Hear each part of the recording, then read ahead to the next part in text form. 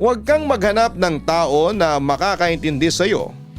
Ang hanapin mo ay yung taong kahit na hindi ka naiintindihan, ay hindi ka pa rin iiwan kailanman. Paano ba magpa-cute? Madali lang. Pungay mata. Wet your lips. Ngiti ng bahagya. Side view ng konti. Cute na ba ako? Uto-uto ka na. Hindi lahat ng plat, gulong. Madalas, ilong.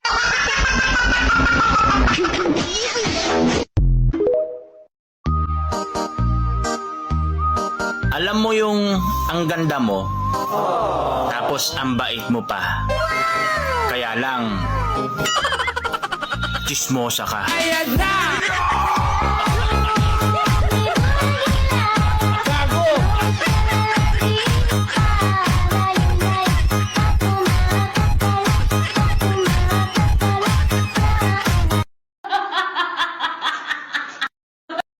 Karamihan sa mga babae na yun hindi marunong magluto.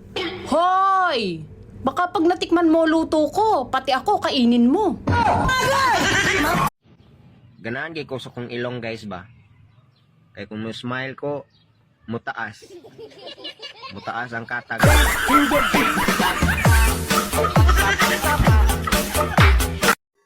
Kumanta ako kanina tapos nirecord ko yung boses ko. Grabe. Mas maganda pala kung nanahimik na lang ako.